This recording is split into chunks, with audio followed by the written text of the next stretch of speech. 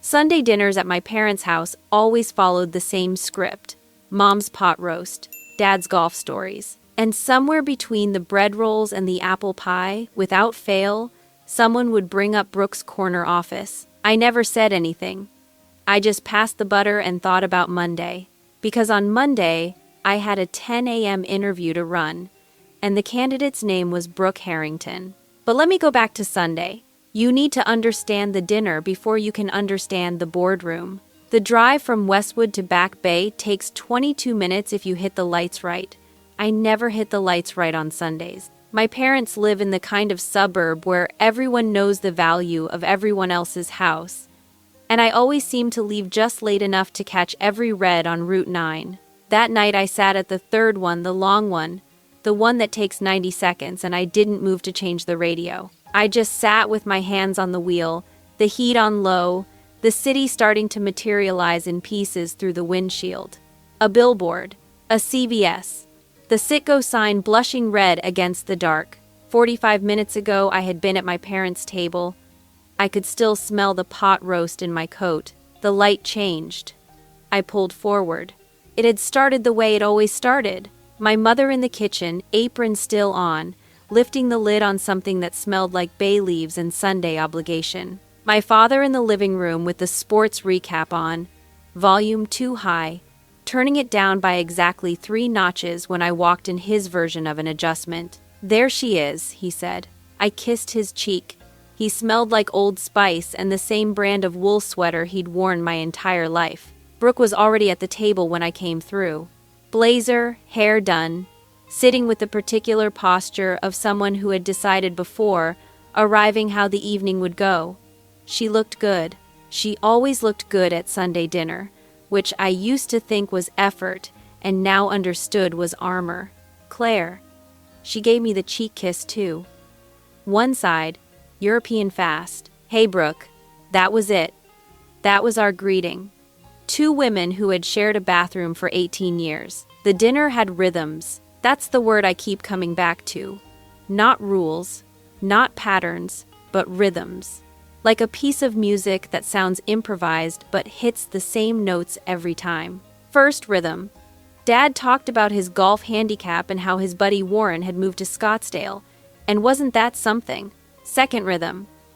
Mom asked me if I was eating enough, which is not a question about eating. Third rhythm, and this is where it got interesting, someone mentioned Brooke's job.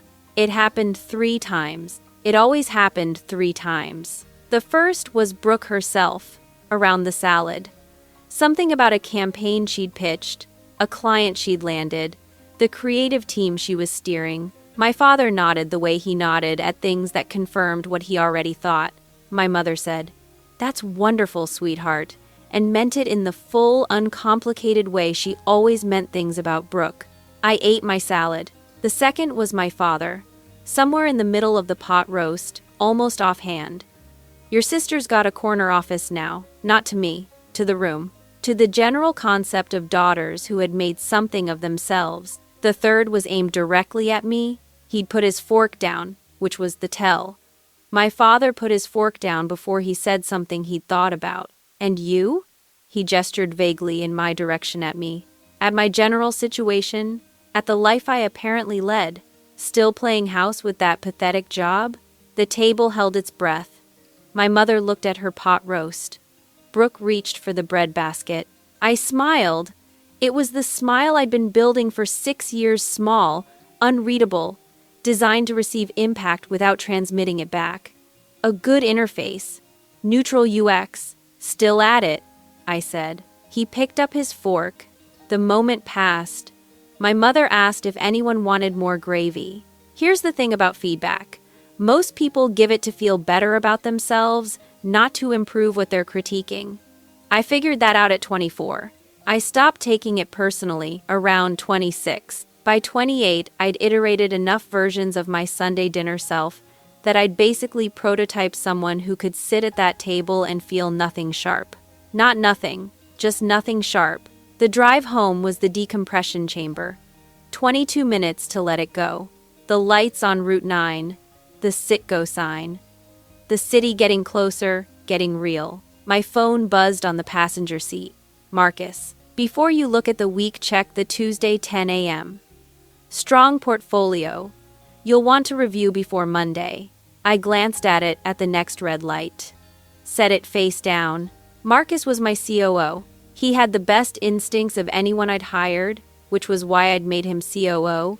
And he had a habit of finding the exact right person for a slot and then presenting them to me like a solved problem. I trusted his judgment. I would look at the file tomorrow. I pulled into my building's garage, turned off the engine, sat for a moment in the quiet.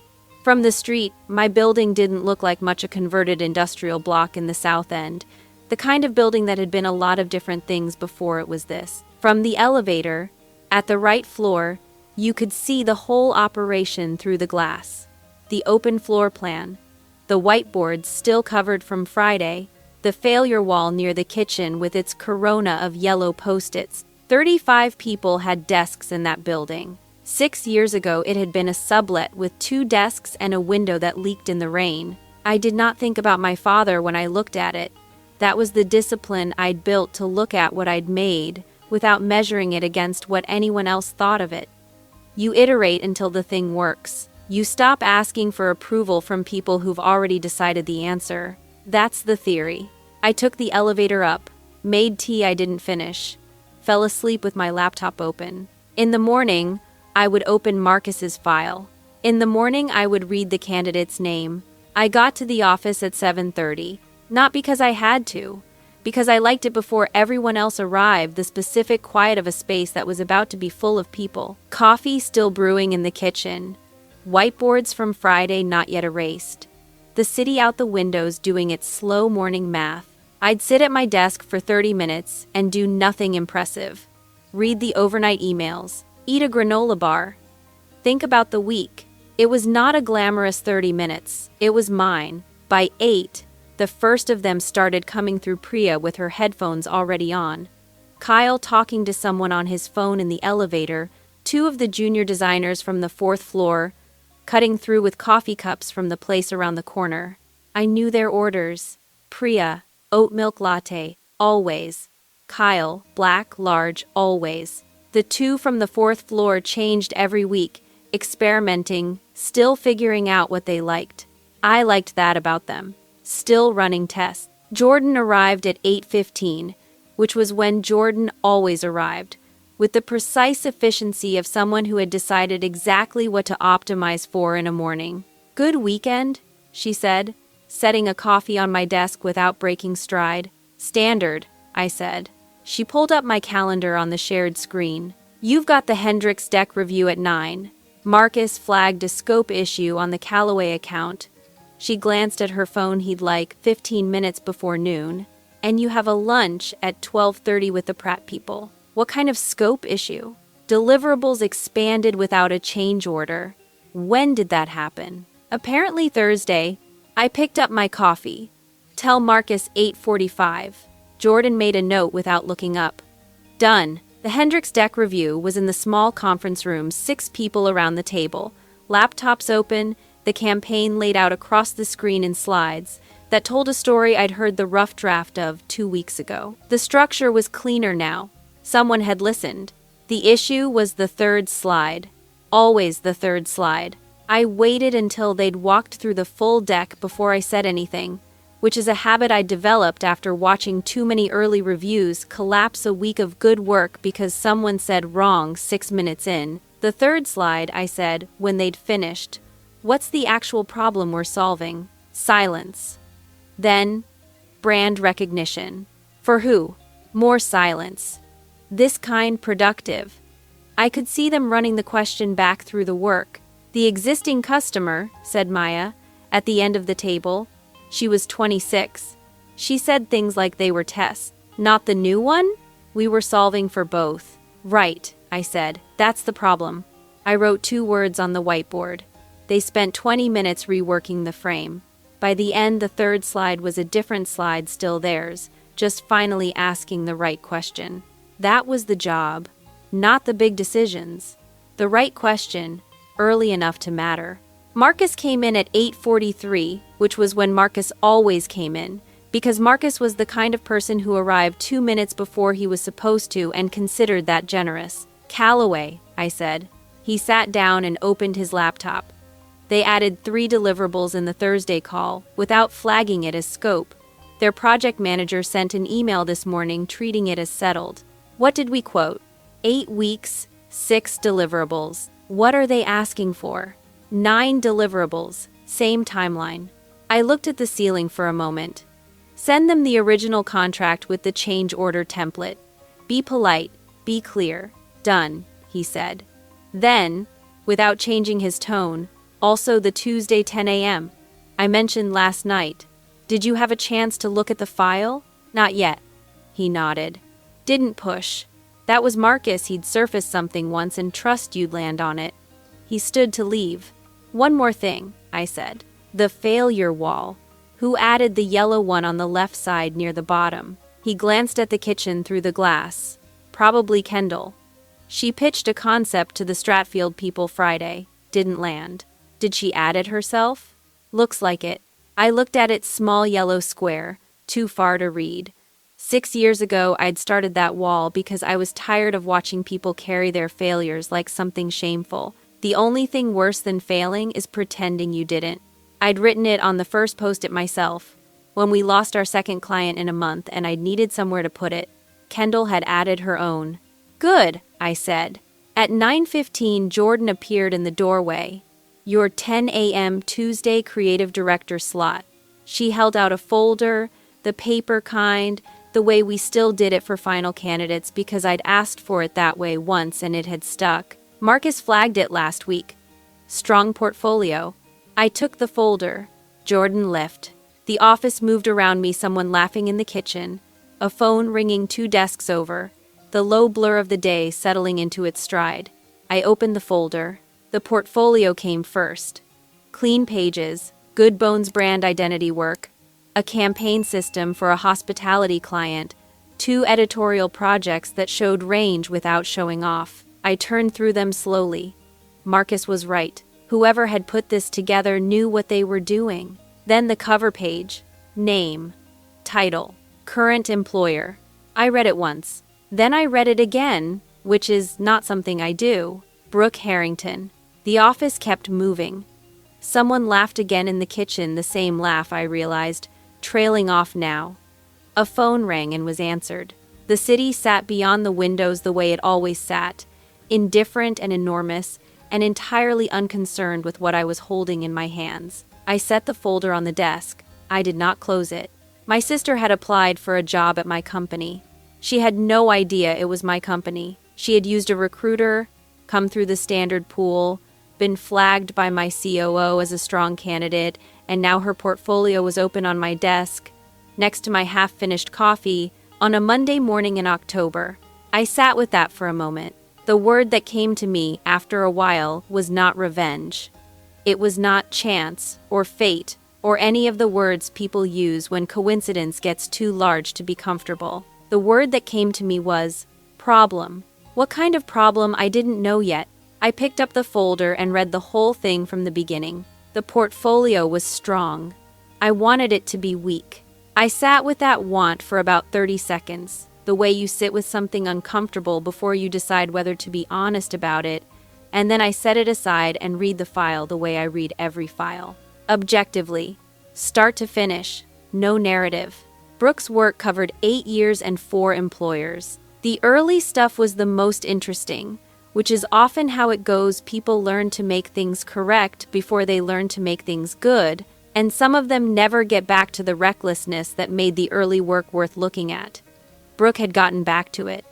Around year 5, something in her work opened up. The lines got looser. The concepts got bolder. The Hartwell Hospitality campaign was genuinely smart, not flashy, but structurally sound. The kind of work that solves a real problem and doesn't need to announce it. I turned the page. Current employer, Caldwell and Marsh. I set the folder down and looked at the wall for a moment. I knew Caldwell and Marsh. Not well. They operated in the brand consultancy space more than the product side, which put us in adjacent lanes rather than direct competition. But I knew the name, And 8 months ago, I'd heard something through the industry circuit that Caldwell and Marsh didn't put in their press releases. Their largest anchor client, a regional healthcare network that had been with them for 11 years, had not renewed. Quietly. No announcement, no public fallout. Just a line item that disappeared from the agency's portfolio page sometime in April. In a firm of their size, a client like that doesn't just leave a gap. It leaves a wound. I picked up the folder again, read Brooke's title, VP of Creative, read the description below it. I did the math. Projects listed under her leadership, 14. Timeline, 3 years. Teams referenced. A creative department she described as her core team of 12. Then I counted the projects again. 14 projects over 3 years with 12 people is not a VP of Creative. That's a senior director at best, managing a mid-sized team through a reasonable workflow. The title was real, I could verify that easily enough. The scope beneath it had been expanded, stretched a little in each direction until it looked larger than it was. Not lying. Something subtler than lying. The kind of inflation that happens when you've been performing a version of yourself for long enough that you can't always feel where the performance ends. I knew that feeling. I just performed in the opposite direction. I did not cancel the interview. I could have sent a note through Jordan, flagged it as a conflict, routed the slot to the next candidate in the pool. Marcus would have asked one question and then moved on, because Marcus was constitutionally incapable of making more of something than it needed to be. It would have been clean, professional. Nobody would have known. I closed the folder and put it in my bag. I left the office at 6:15, which was early for a Monday. Jordan raised an eyebrow when I passed her desk, not in judgment, just in mild surprise. The way you'd look at someone who ordered dessert at lunch on a Tuesday. Unusual. Fine. None of her business. The walk home took 12 minutes. I'd timed it once, in the beginning, when the novelty of walking to work still felt like a small personal victory over something I couldn't name. Now I just walked. The South End in October was the South End doing what it did, best brick and trees and the particular quality of light that made it look like a film set for a city rather than an actual one. I stopped at the grocery store on Tremont, bought pasta and a jar of tomato sauce and a lemon for reasons I couldn't articulate at checkout. At home, I boiled water and reheated the sauce on the stove and ate standing at my kitchen counter, looking at the city through the window. I did this more than I admitted to people, eating standing up, alone, watching the city. It wasn't sad, it was just mine. The same way the 30 minutes before the office filled up was mine. Small territories of quiet I'd built into the week without meaning to. My phone was on the counter. I was aware of it the way you're aware of a sound that stopped. After dinner, I washed the pan, dried it, hung it back on the rack. Then I stood there for a moment with the dish towel in my hand, looking at nothing in particular, and I thought about calling my mother. Not to tell her anything, just to call, to hear her voice ask if I'd eaten, to let her worry about something small and manageable and real. I picked up the phone, put it back down. 6 years. 6 years of Sunday dinners and not explaining myself. 6 years of passing the butter and thinking about Monday. I had not called my mother on a weeknight I did the math and stopped when the number made me feel something I wasn't ready to name. I had not called because calling meant answering questions, and answering questions meant explaining things I hadn't chosen to explain, and the moment I explained them, I would be handing my parents a version of my life that I'd spent 6 years making sure they couldn't touch. I would not call because Brooke had sent in a resume. That was not a reason. But I stood there for longer than I would have predicted, the phone on the counter and my hand not quite moving away from it, and I thought about what my father's voice would sound like if he knew. Not the sneering version, the other version, the one I still believed existed somewhere underneath it, that had said there she is when I walked in on Sunday, because some part of him was always glad to see me come through the door. I didn't know what to do with Brooke. I didn't know if showing up to that interview room was grace or masochism. If sitting across from her and asking professional questions about brand identity and creative strategy was the most powerful thing I could do or the most self-destructive, I didn't know if I was the right person to make this call, or if there was a right person, or if the whole concept of a right person was a design I'd invented to avoid making the call at all. What problem are we actually solving? I didn't have an answer.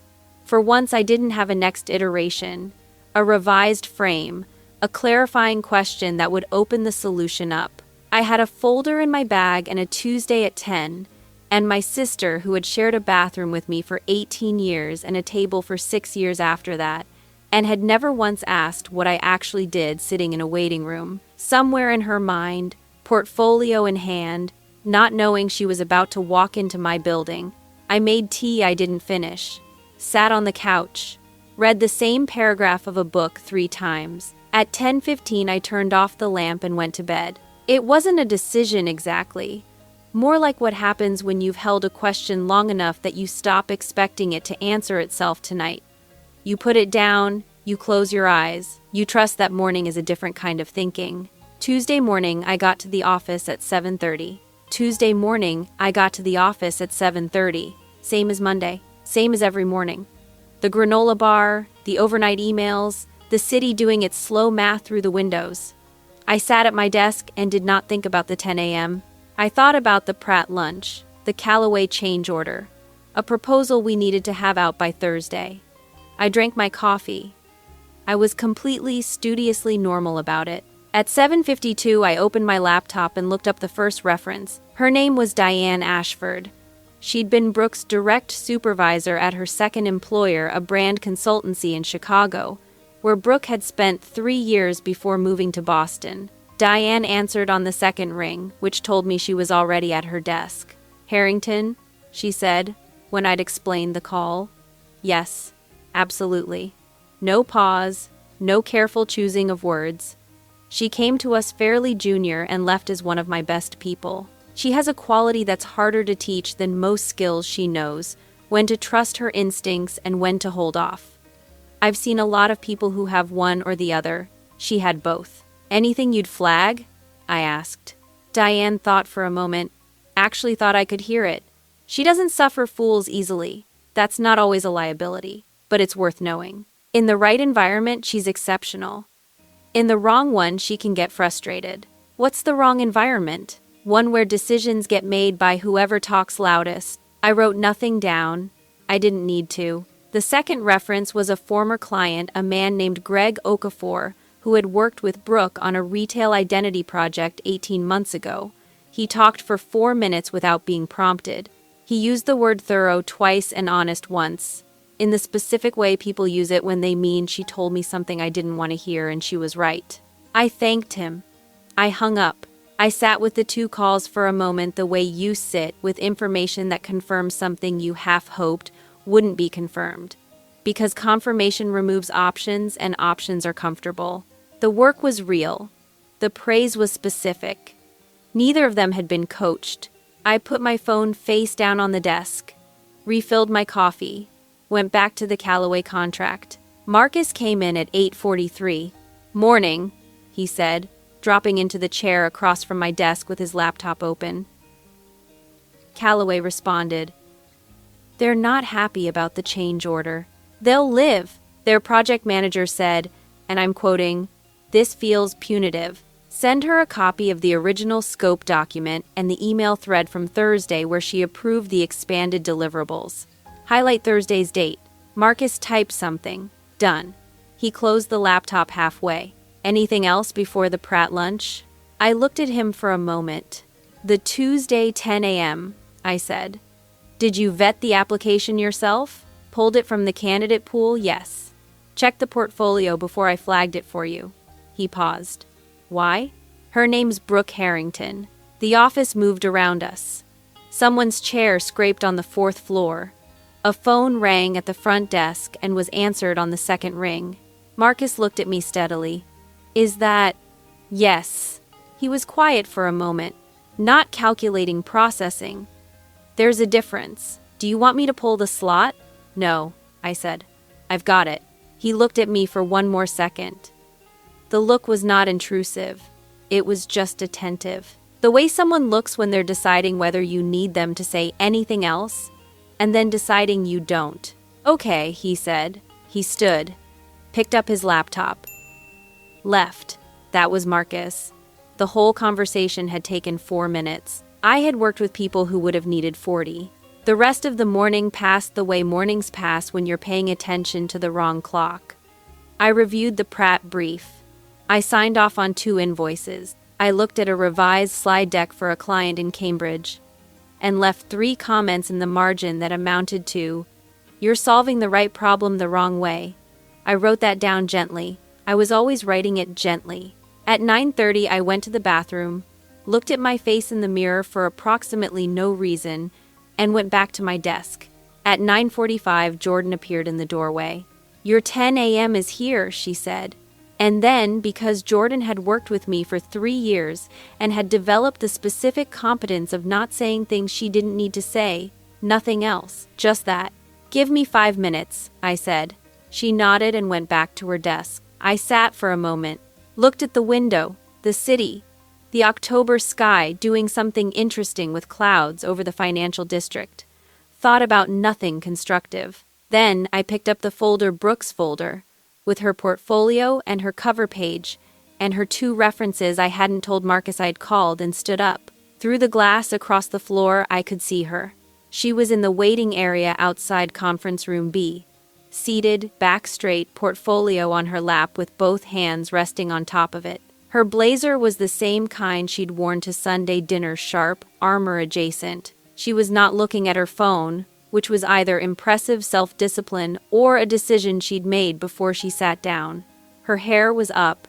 She looked exactly like a person who had prepared. She had not looked up. She didn't know anyone was watching. She wasn't performing for anyone yet.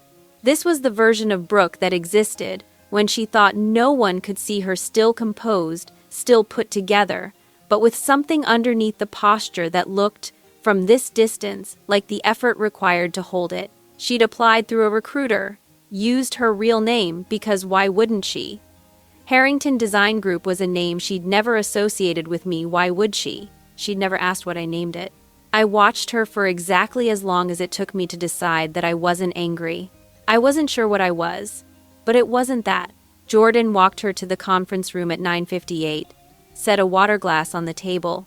I heard Brooke say thank you from across the floor, not performed, not bright, just the word itself, the automatic courtesy of someone who remembered to say it even when they were nervous. Jordan came back past my desk without stopping, looked at me once, said, "Conference room B is ready."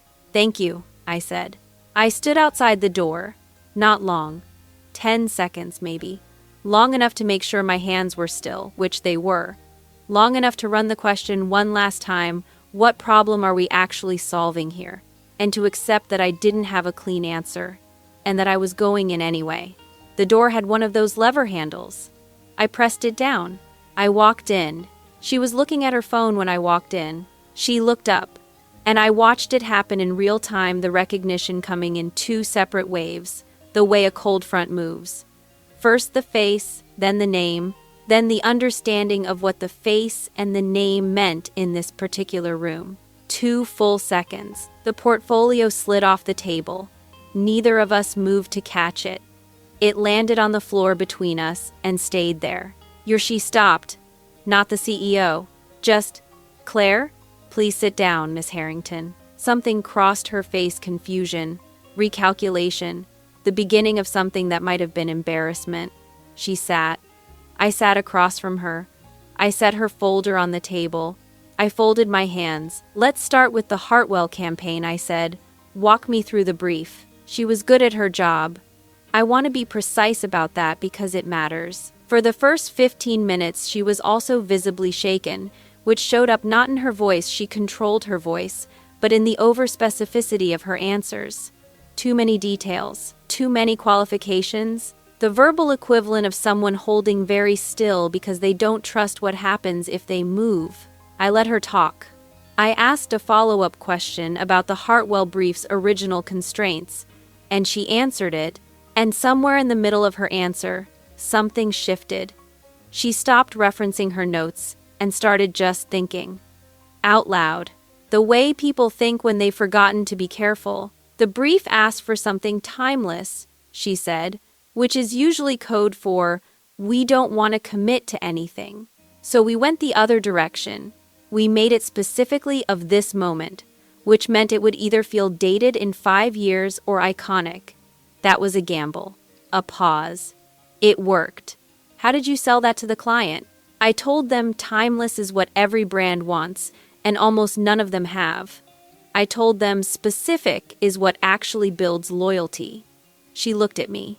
They didn't love it initially. What changed their mind? The focus groups. A small, dry expression crossed her face, not quite a smile. The work convinced people they were already customers. I wrote nothing down. I didn't need to.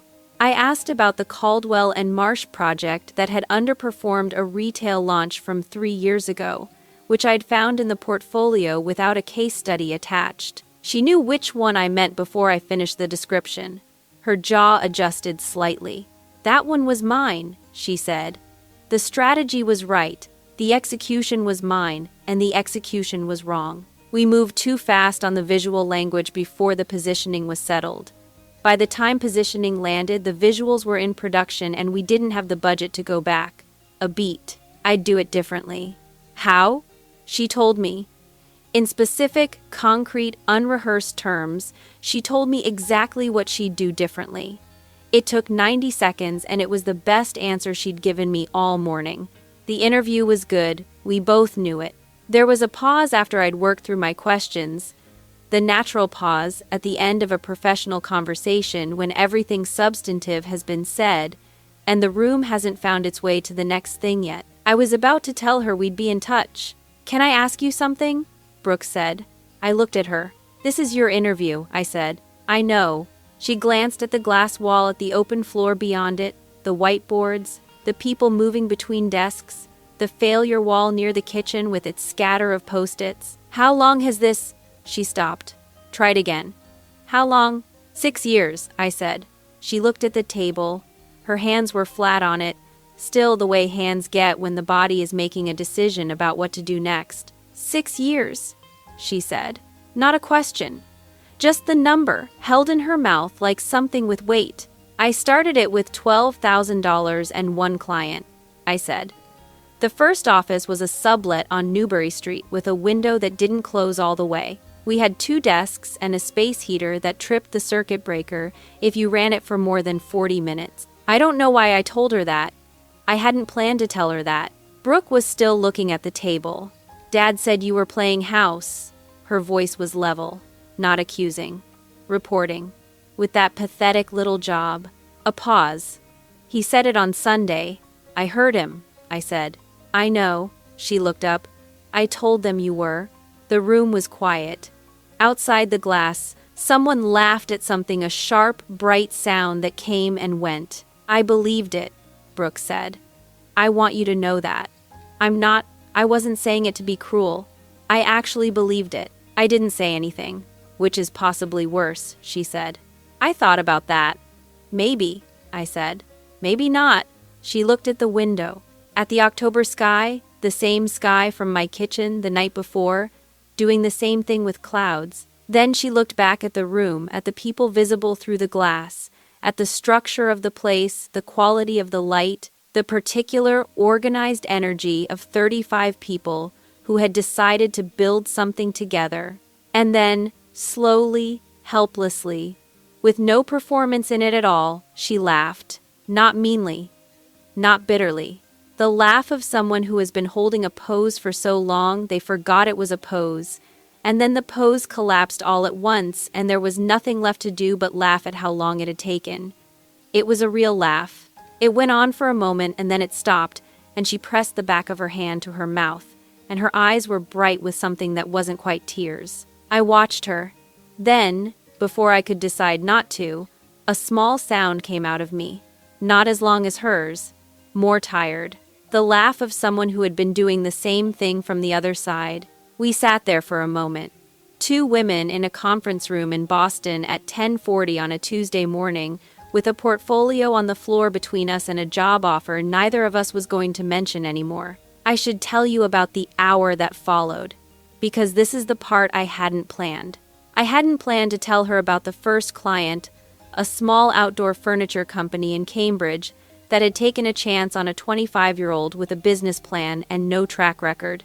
I hadn't planned to tell her about the second year, when we'd lost 2 clients in a month, and I'd put the first post-it on the failure wall myself alone in the office at 7 p.m. and on a Wednesday, writing the thing I'd gotten wrong in my own handwriting.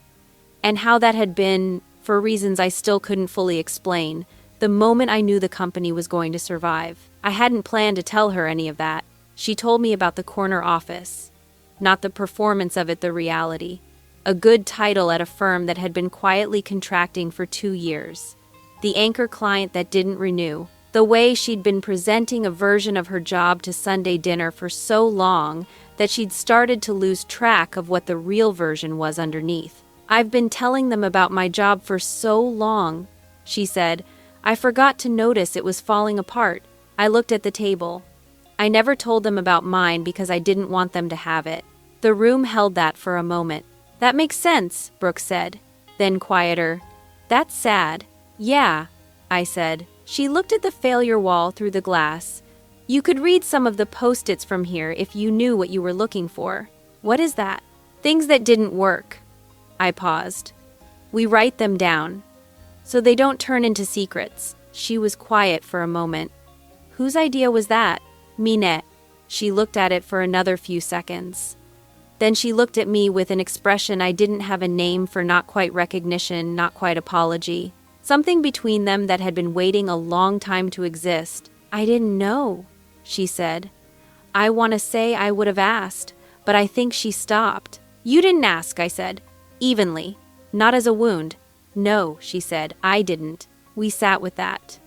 The clock on the wall moved from 10:58 to 10:59. Someone on the floor outside stood up from their desk, stretched, sat back down. "I'll be in touch about the role," I said eventually. Brooke nodded. She picked up her portfolio from the floor, careful, quiet, and set it on the table. "Okay." She stood to go, stopped at the door. "Claire." She said it the way she'd said it every Sunday for 6 years. The same syllables. Completely different weight. "Thank you for not pulling the slot." I looked at her. "I didn't do it for you," I said. Pause. "I know," she said. "That's why." She opened the door and walked out. I sat in the empty conference room for 4 minutes. I know it was 4 because I looked at the clock twice. Then I picked up her folder, stood up, and went back to work. The candidate assessment took me 40 minutes on Wednesday morning. I did it the way I did every assessment, scoring rubric, reference notes, portfolio evaluation, a written summary of the interview that I kept factual and spare. I did not mention the portfolio on the floor. I did not mention the hour. I wrote what I'd observed professionally, because a professional record should reflect professional observation, and because I wasn't ready to put the other part anywhere yet. When I finished, I read it back. The case for offering the role was real. Brooke had a sharp instinct for positioning, a track record of genuine client results, and the specific quality that Diane Ashford had named, knowing when to trust her instincts and when to hold off, that I spent a lot of time looking for in candidates and rarely found. Our creative director slot had been open for 11 weeks. The team was carrying the gap. Marcus had been covering it in pieces, which was not what Marcus was for. The work was right. I knew it. I'd known it Tuesday when I walked out of that conference room and sat in it for 4 minutes looking at the clock. I sat with the assessment for a while. Then I looked at the window, which I did when I needed to think without pressure, the city working as a kind of white noise. Movement without demand. I thought about what it would look like, not the first week, which would be fine, because Brooke was a professional and I was a professional, and we had both demonstrated we could be in a room together without anything catching fire. Not even the first month. I thought about 6 months in. About the Sunday dinner 6 months from now, where my father would say, "Not your sister has a corner office, but Claire gave Brooke a job." The way that sentence would rearrange the table. The way it would make me the dispenser of success and Brooke the recipient of it, which was just the same geometry in a different building. It wouldn't be a clean thing between us. It would be a transaction. And whatever had happened in that conference room on Tuesday, I didn't have a precise name for it, but I knew what it wasn't. It wasn't a transaction. I picked up my pen, set it down. The question I kept coming back to was the same question I always came back to. What problem are we actually solving? If I offered the role, I was solving the 11-week vacancy and acquiring a strong creative director. That was real. But what I'd sat across from on Tuesday was something I hadn't been able to put into a rubric two women who had been operating in separate sealed compartments of the same family for 6 years and had, for one unplanned hour, been in the same room without the family in it. That was a different kind of problem. It needed a different kind of solution. I put the assessment face down on my desk. Marcus came by at noon, coffee in hand, with the expression of someone who had been professionally patient for 36 hours and was now exercising the right to ask a single question. So, he said, "Are we offering?" "No." He looked at me for a moment. The portfolio was strong. "I know. Interview?" "Also strong." A pause. "Okay," he said. And then, because Marcus was constitutionally allergic to pressing points that didn't need pressing, nothing else, he lifted his coffee in a small gesture that was somehow both a question mark and a period, and left. I pulled up the candidate pool, flagged the next strongest application, sent Marcus a note. Then I went and got lunch and ate it at my desk and thought about what I was going to say. I called Brooke at 6:15. She answered on the second ring. There was background noise, something domestic, a television or a radio, which she muted before she spoke. "Claire, I wanted to call you directly," I said. "We won't be moving forward with your application." A beat. "I know," she said. "I figured. There was no performance in it. No deflation, no overcomposed acceptance. Just the simple acknowledgement of someone who had been waiting for a thing and was now receiving it. Is it because of she started?" "It's not because of Sunday dinner," I said, "if that's what you're asking." I wasn't sure what I was asking. "It's because if you work for me," I said, "we'll rebuild the same dynamic in a different building. You'd be reporting to me. That becomes a thing. The family makes it a thing, and I don't want that. Not for the company and not for." I stopped, chose the word, us, a silence. Longer this time. "What do you want?" Brooke asked. It was a real question. The way she asked it told me she was asking something more than just "what alternative are you proposing?" She was asking it the way you ask someone who has never explained what they want, about anything, in a very long time. "I want to get coffee," I said. "Sometime." "Not at Mom and Dad's." The line was quiet. I could hear her breathing, and the absence of the television. "That's it?" she said. That's where I'd start. Another silence. This one felt different from the others, not weighted exactly. More like the silence of something setting, the way concrete sets. Something that had been liquid and uncertain finding its shape. "Okay," she said quietly. I looked at the window.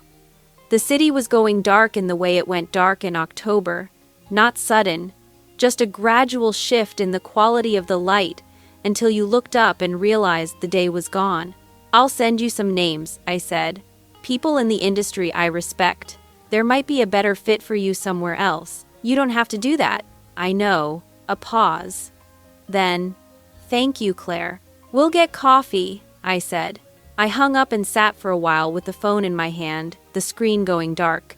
Outside, the city moved through its evening without particular urgency, the way it always did, indifferent to the small, quiet things that happened in apartments and conference rooms and cars, stopped at long red lights. I wrote the names down.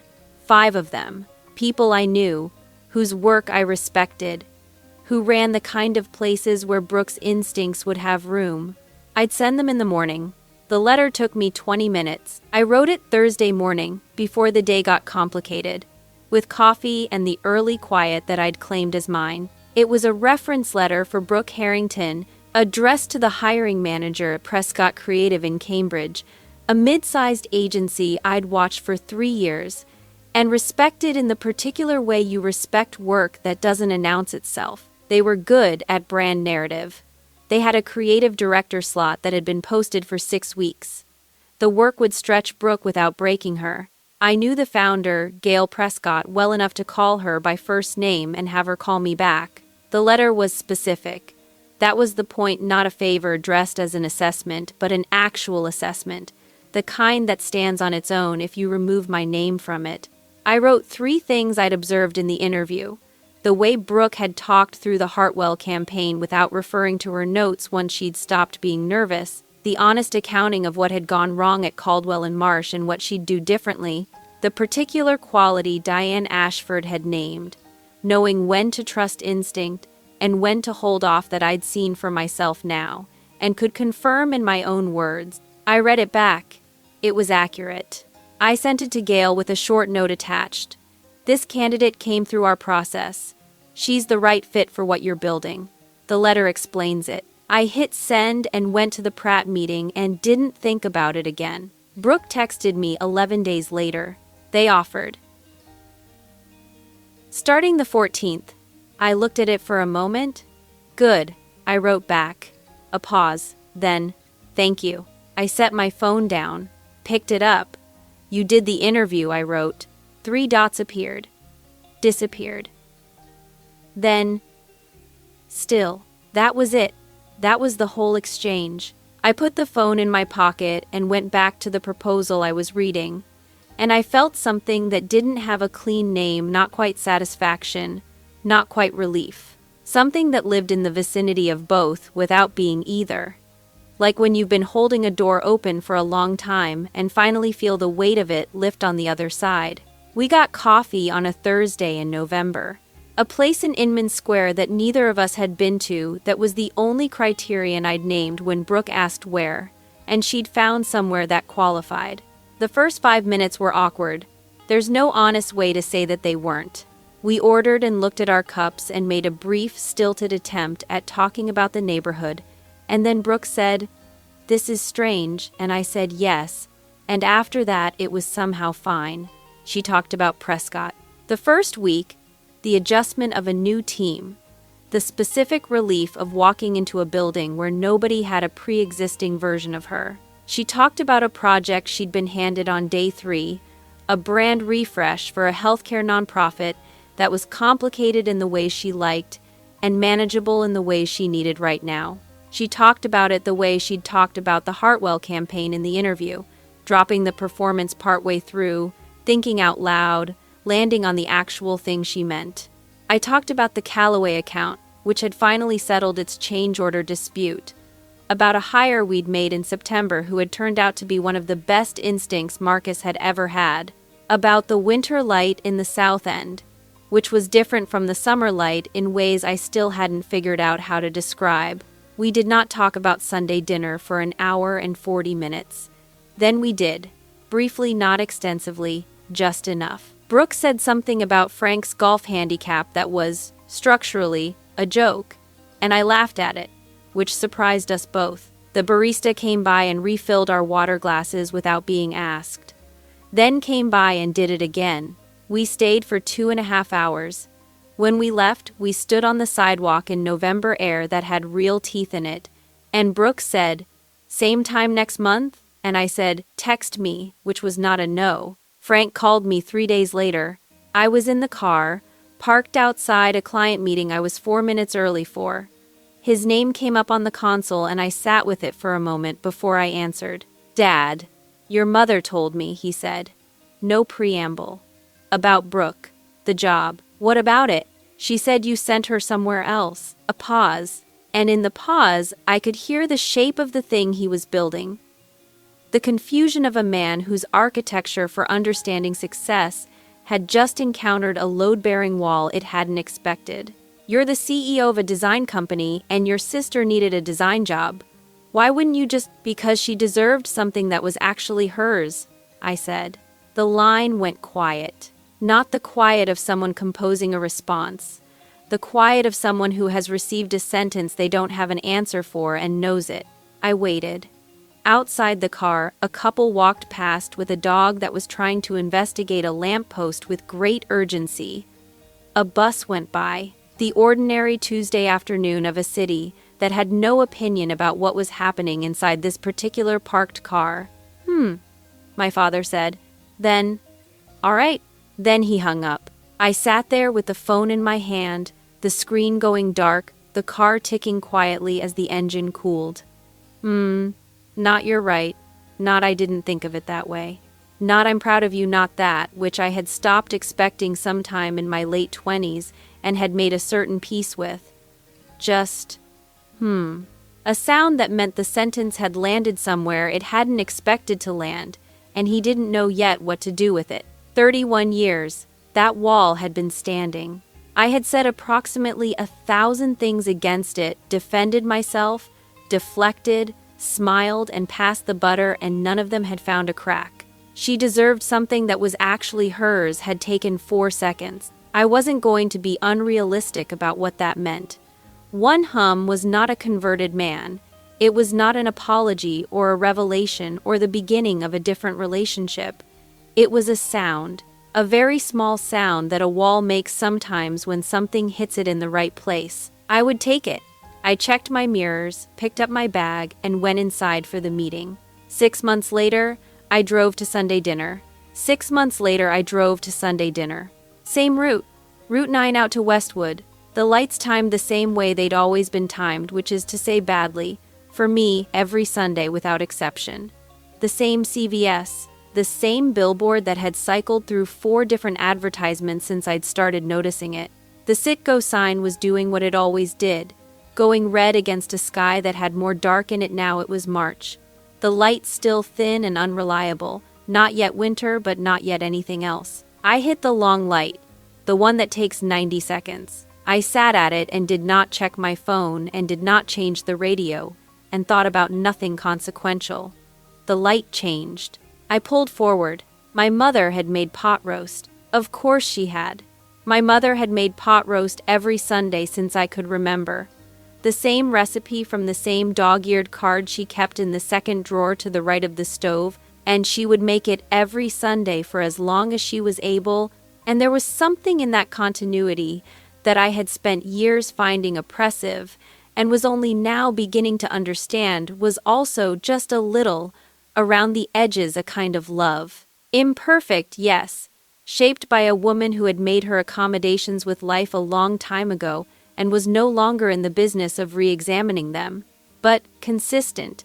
She showed up every Sunday. She made the pot roast. You could say what you wanted about the silence and the butter passing, and the way she looked at her plate during the harder moments. She was always there. Brooke was already at the table. She looked up when I came in, and something passed between us, not a look of significance, not a loaded glance that would have meant something to anyone watching. Just a look. The kind two people exchange when they share a piece of information that doesn't need to be spoken aloud. I see you. I know what we know. We're both still here. Then it was over, and she reached for the breadbasket, and I kissed my father's cheek and sat down. He smelled like Old Spice. He had the sports recap on too loud and turned it down by 3 notches when I walked into the living room. Same as always. Some things you stop trying to decode and just let be what they are. The dinner had its rhythms. Dad talked about his golf handicap up a point since January, which he attributed to the weather, and which I suspected had more to do with the new clubs he'd bought in November, and hadn't yet admitted weren't the problem he'd hoped they were. He mentioned Warren in Scottsdale. He mentioned a man named Phil Breckenridge, who had just been named regional VP of something at a company I'd never heard of, and he said Phil's name with the specific reverence he reserved for men who had titles that were legible to him. Mom asked if I was eating enough, which was not a question about eating. Brooke talked about Prescott. She described a brand project they'd just wrapped, without inflating it, without performing it, just said what it was, what had been hard about it, what had worked. My father listened with the expression he used when he was paying attention, but wasn't ready to acknowledge it. The pot roast was good. It was always good. I was reaching for the salt when my father said offhand, the way he said everything offhand, which meant he'd been thinking about it, "That little company of yours still keeping you busy, Claire." Not sneering, not the pathetic of 6 months ago, just little, which was its own thing, but a different thing. I opened my mouth. Brooke said, without looking up from her plate, She has 35 employees, Dad. She said it the way you state a fact that has been available for a long time to anyone who thought to ask. No edge in it, no point being made. Just the number, set on the table alongside the pot roast and the bread rolls, available for anyone to pick up. My father stopped. He looked at me. Then at Brooke. Then at his pot roast, which held no answers but which he studied for a moment anyway, the way a man does when the architecture of a room has shifted slightly, and he needs a moment to locate himself in the new configuration. 35, he said. 36, actually, I said. We hired someone last month. Another pause. Not long. He picked up his fork. Huh, he said. Not hum this time. Huh. The cousin of hum, the one that means the same thing from a slightly different angle. I filed it away. The dinner continued. Mom asked about the weather in Boston versus the weather in Westwood. Brooke mentioned a restaurant that had opened in Cambridge. Dad said something about the Red Sox that was technically premature because it was March, but this was also not new. And then my mother passed the butter. It was the butter that always sat in the same place on the table. The ceramic dish my parents had gotten as a wedding gift 40 years ago, slightly chipped on one edge in a way that no one had ever gotten around to doing anything about. She passed it across to me the way she'd passed it 100 Sunday evenings before, a small automatic gesture, the kind that belongs to the category of things so familiar they've become invisible. Except this time, when the dish moved from her hand to mine, she looked at me. Not for long. 1 second, maybe less. A direct look, no performance in it, and no apology either, just her eyes on mine, holding for a moment, and something in them that was not quite a statement, and not quite a question, more like an acknowledgement. The way you acknowledge something that has been true for a while, and that you have only recently allowed yourself to see. Then she looked away. The dinner continued. I held the butter dish. After dessert apple pie, which was also always apple pie, Brooke and I cleared the table. We moved around each other in the kitchen the way you move around someone you've recently had to learn, in a new domestic choreography where neither person is certain of the geography yet. She rinsed. I stacked. She handed me a dish towel. I dried the serving bowl that didn't go in the dishwasher. We didn't say much. We didn't need to. That was the thing I noticed most, the quality of the silence between us. It was not the silence of two women enduring the same performance in parallel, each alone inside it. It was the silence of two people who had been honest with each other once, in a conference room in October, and had discovered that the world had not ended afterward. The silence of people who don't need to fill the space. Next month? Brooke said. At the door, when I was getting my coat. Text me, I said. She smiled. Not the Sunday dinner smile, the other one. The one from the conference room. The one I'd seen when she laughed without meaning to and stopped performing for 30 seconds. It was a better smile. It suited her. I hit the long light on the way home. Same intersection. 90 seconds, same as always. The Sitco sign going red in the dark. A bus pulling through the cross street. Boston doing its indifferent, enormous thing in the middle distance. My hands were loose on the wheel. Not a decision, just a fact I noticed. The way you notice sometimes that your shoulders have come down from where they'd been, or that you've been holding your breath and somewhere in the last hour you stopped. My hands on the wheel, easy. The city through the windshield, same as always. Everything exactly where I'd left it. I had never needed Sunday dinner to make me feel real. I had built something real, deliberately, over 6 years, without asking that room to ratify it. I knew that.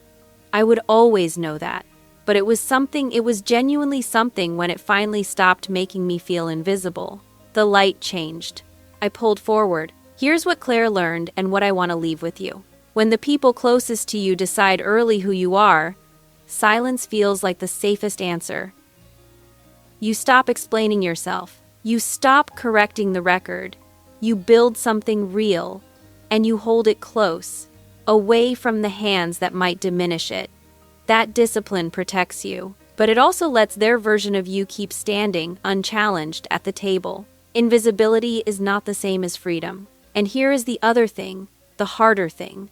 The person you've been competing with your whole life, might not have chosen that competition either. They might be performing for the same audience, exhausted by the same scoreboard, just as lost inside the story your family wrote about both of you. The bravest thing Claire did wasn't building a company.